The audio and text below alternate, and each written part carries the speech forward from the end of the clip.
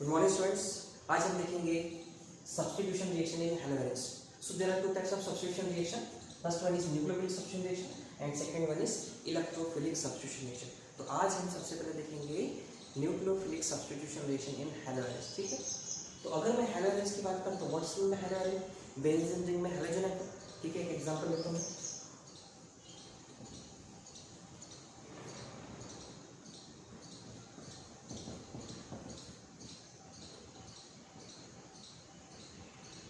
Fluorobenzene, इसी में हमको देखना है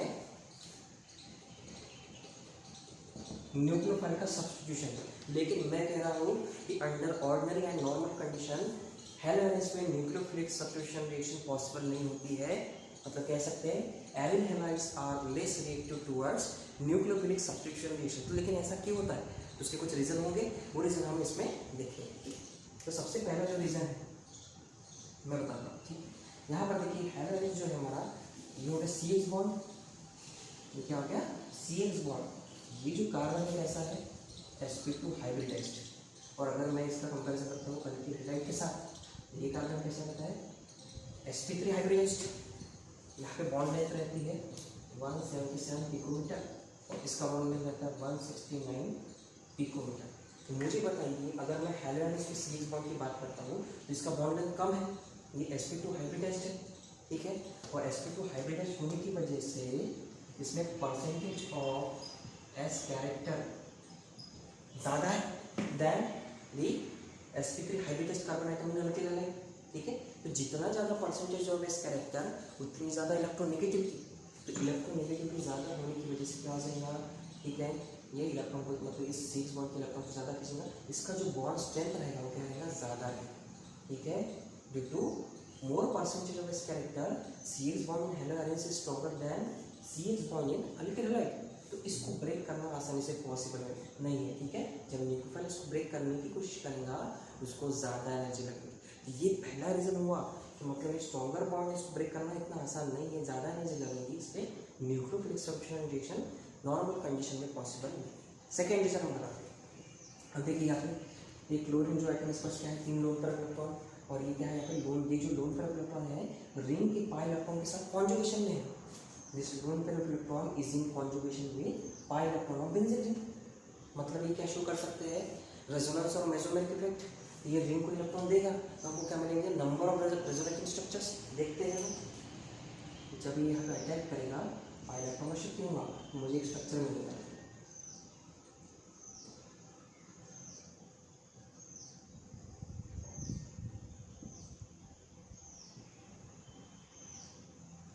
तो मुझे बताइए रेजोनेंस के कारण क्या हो गया? ये CH बॉन्ड में कौन सा कैरेक्टर आ गया? Partial double bond character. मतलब ये डबल बॉन्ड का मतलब बॉन्ड हो गया. ये CH बॉन्ड कैसा हो गया? डबल बॉन्ड हो गया. तो double bond is more stronger than single bond. तो भी इसको ब्रेक करने के लिए एनर्जी ज़्यादा लगेगी. मतलब ये आसानी से ब्रेक होगा क्या? नहीं. मतलब रेजोनेंस के कारण यहाँ पे पार्शियल डबल बॉन्ड कैरेक्टर आता है तो उसको ब्रेक करने के लिए एनर्जी ज़्यादा लगती है. ठीक है, तो इसलिए यहाँ पर भी न्यूक्लियोफिलिक सब्स्टिट्यूशन रिएक्शन पॉसिबल नहीं है. ये दो रीज़न थे. और अगर मैं SN1 SN2 रिएक्शन की पॉसिबिलिटी की बात करता हूँ, वो भी क्या है? Nucleophilic substitution reaction. तो क्या पॉसिबल इसमें वो चेक करते हैं. तो आपको पता है SN1 रिएक्शन के लिए क्या क्राइटेरिया होना चाहिए कि 2 स्टेप की रिएक्शन होनी चाहिए और इंटरमीडिएट कार्बोकेटाइन जनरेट होना चाहिए जो कि ज़्यादा स्टेबल होना चाहिए. तो अगर मैं हैलोजेंस का आयोनाइजेशन करता हूँ, ये क्या बनाएगा? फिनिल कार्बोकेटाइन बनाएगा. ठीक है, साथ में Cl- आयन देगा. ठीक है, लेकिन ये जो फिनिल केटायन है, ठीक है, और फिनिल कार्बोकेटायन है, ये बहुत ही अनस्टेबल होता है. तो लेकिन SN1 रिएक्शन क्या कहता है कि जो हमारा इंटरमीडिएट कार्बोकेटायन वो ज़्यादा स्टेबल होना चाहिए. ठीक है, तो SN1 रिएक्शन में हमारा जो कार्बोकेटायन था वो क्या था? 3 डिग्री कार्बोकेटायन. ठीक है, लेकिन ये कैसा है? Highly unstable. यहाँ पर SN1 रिएक्शन की भी पॉसिबिलिटी खत्म हो गई. लेकिन अगर मैं SN2 रिएक्शन की बात करता हूँ, SN2 रिएक्शन क्या है? It is a one step reaction जिसमें बैक साइड अटैक पॉसिबल होता है. लेकिन मुझे बताइए बेंजीन रिंग में पाई बॉन्ड है प्रेजेंट है, alternate double bond, single bond, मतलब पाई इलेक्ट्रॉन क्लाउड प्रेजेंट है. तो अगर मैं बैक साइड से अटैक करने आता हूँ तो पाई इलेक्ट्रॉन क्लाउड की वजह से वो आसानी से अटैक नहीं कर पाएगा. मतलब SN2 रिएक्शन की भी पॉसिबिलिटी खत्म होगी. मतलब नॉर्मल और ऑर्डिनरी कंडीशन पे SN1 SN2 रिएक्शन की पॉसिबिलिटी पॉसिबल नहीं. न्यूक्लियोफिलिक सब्स्टिट्यूशन रिएक्शन पॉसिबल नहीं है. लेकिन ऐसे कुछ ग्रुप है जिनकी न्यूक्लियोफिलिसिटी ज़्यादा है, ठीक है, देन Cl माइनस आयंस को डिस्प्लेस कर सकते हैं, लेकिन at high temperature and high pressure. क्या हाई टेम्परेचर और हाई प्रेशर पे ऐसे कुछ ग्रुप है जो इस Cl को डिस्प्लेस कर सकते हैं, और उनका नेचर क्या है, न्यूक्लियोफिलिक, मतलब वो न्यूक्लियोफिलिक सब्स्टिट्यूशन और डिस्प्लेसमेंट रिएक्शन दे सकते हैं, लेकिन at high temperature and high pressure, ठीक है। तो ऐसे कौन से ग्रुप है, ठीक है, ऐसी कौन सी रिएक्शन है वो हम आगे देखते हैं, ठीक है।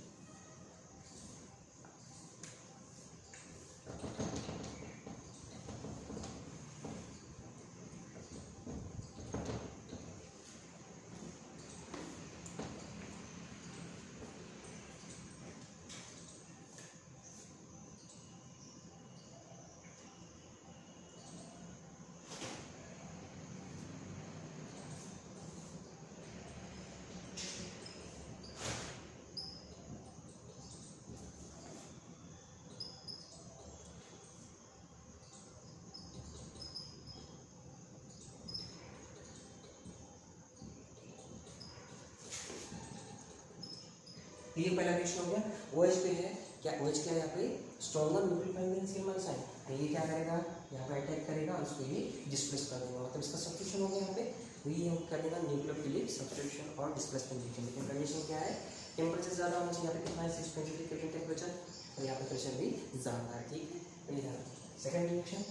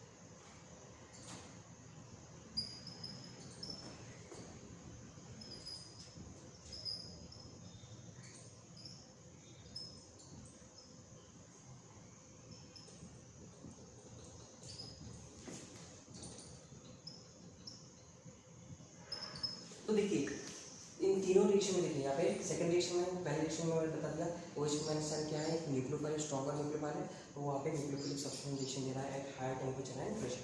सेकंड कंडीशन में देखो साइनाइड भी क्या है, साइनाइड आयन क्या है, nucleophile, stronger nucleophile than Cl minus ion, ये भी आप इसको डिस्प्लेस करेगा, कर देगा साइनोबेंजीन, ठीक है, at high temperature and high pressure.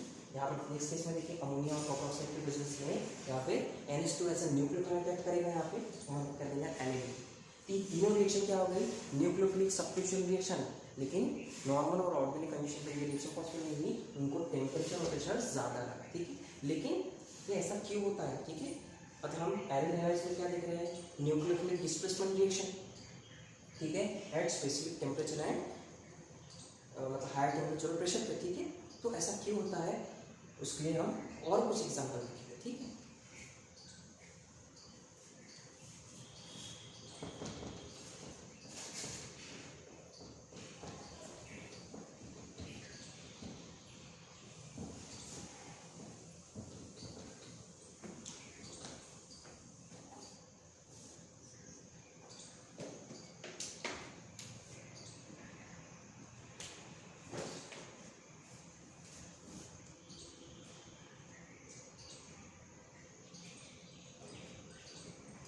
देखिए हमने क्या देखा था, एरिन हैलाइड्स में न्यूक्लियोफिलिक सब्स्टिट्यूशन रिएक्शन अभी हमने देखा था, ठीक है। तो हमने और कुछ एक्स्ट्रा केस हमने लिया, जैसे मैं कहता हूँ कि कोई अगर स्ट्रॉन्ग इलेक्ट्रॉन विड्रॉइंग ग्रुप अगर मैं लेता हूँ ऑर्थो और पैरा क्वेश्चन पे, तो वो भी न्यूक्लियोफिलिक सब्स्टिट्यूशन रिएक्शन आसानी से देगा, ठीक है, मतलब रिएक्टिविटी बढ़ाएगा। तो कैसे बढ़ाएगा वो भी हम देखेंगे, ठीक है।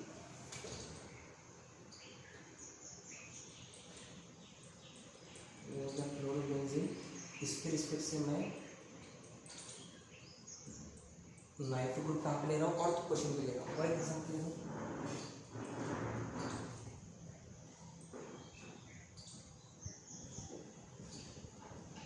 Nitro group at para question, ठीक है। तो दोनों के केस में जब न्यूक्लियोफाइल अटैक करने आएगा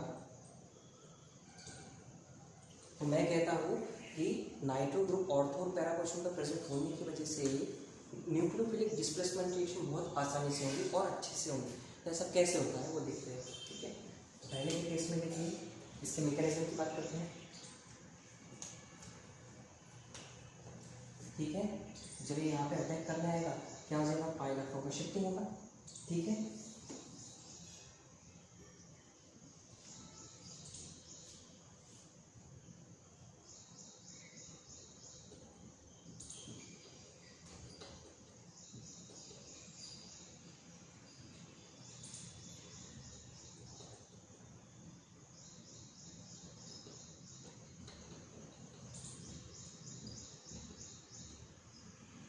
ठीक है, तो ये पहला रेजोनेटिव स्ट्रक्चर हो गया। मतलब OH मान जैसे यहाँ पे अटैक किया तो पाई इलेक्ट्रॉन का शिफ्टिंग यहाँ पे हो, तो इलेक्ट्रॉन डेंसिटी कहाँ पे आई, एट ऑर्थो पोर्शन। ये फिर से पाई इलेक्ट्रॉन यहाँ पे अटैक करेंगे, ये पाई इलेक्ट्रॉन का शिफ्टिंग यहाँ पे होगा और एक स्ट्रक्चर मिलेगा।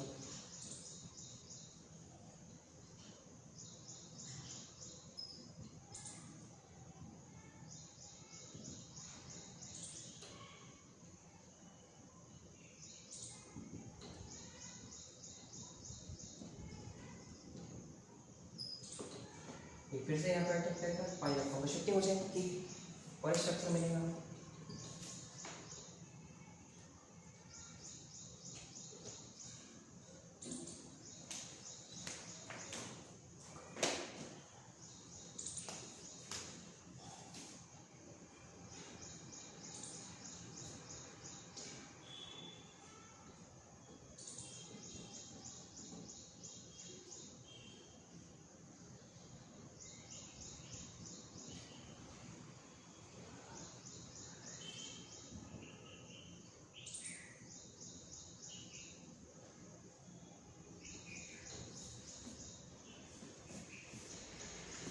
ठीक है, तो ये हमने क्या बनाया, resonative structure of this compound. ठीक, इसके कैसे देखते हैं।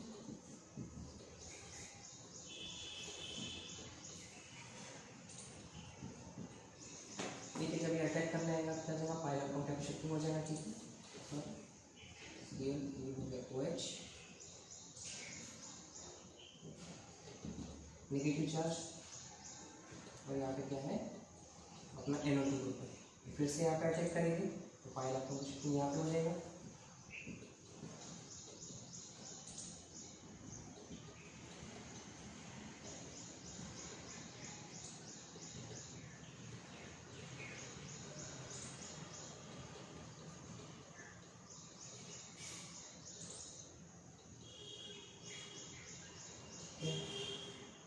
फिर से यहाँ पे अटैक करेंगे, पाई इलेक्ट्रॉन की शिफ्टिंग हो जाएगा। ठीक है, और एक स्ट्रक्चर बनेगा।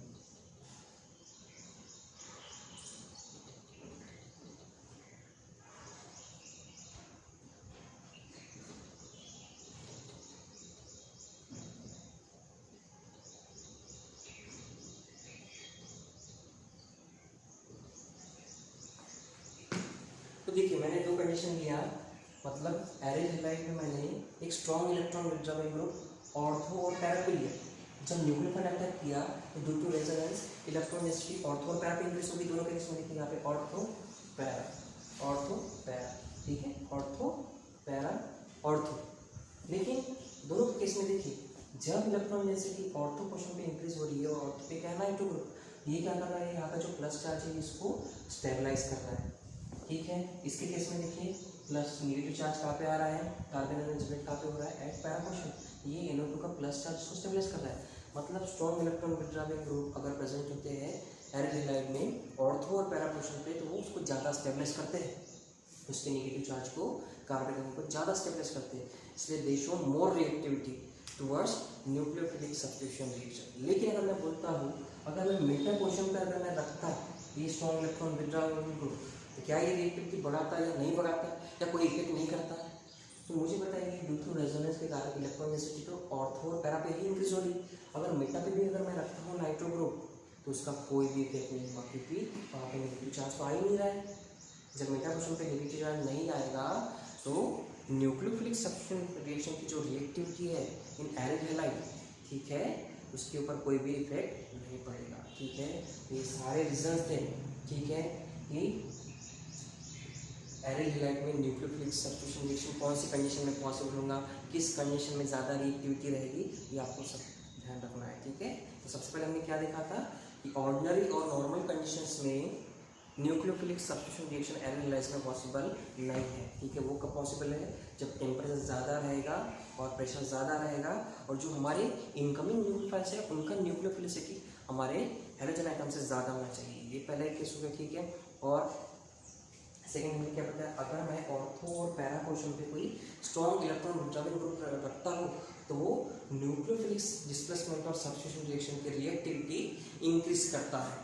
ठीक है, इन हैलो एरेस। तो कैसे, यहाँ पर देखिए मैंने बताया जब OH आयन यहाँ पे अटैक किया तो पाई इलेक्ट्रॉन का शिफ्टिंग हुआ और इलेक्ट्रॉन डेंसिटी कहाँ पे इंक्रीज हुई, and ortho and para portion, ortho और पैरा पोर्शन पे। तो दोनों के केस में हमने जो इलेक्ट्रॉन विड्रॉविंग ग्रुप हमने जो लिया था वो ऑर्थो और पैरा पे लिया था, तो उस नेगेटिव चार्ज को क्या कर रहा है, स्टेबलाइज कर रहा है। जितना नेगेटिव चार्ज को जो ग्रुप स्टेबलाइज करेगा वो रिएक्टिविटी हैलो एरेंस में ज़्यादा इंक्रीज करेगा न्यूक्लियोफिलिक सब्स्टिट्यूशन रिएक्शन। ठीक है, ये सब न्यूक्लियोफिलिक सब्स्टिट्यूशन रिएक्शन का हैलो एरेंस में। ठीक है, तो कोई भी डाउट आते हैं आप कमेंट सेक्शन में कमेंट करके हमको बताएं। ठीक है, थैंक यू वेरी मच।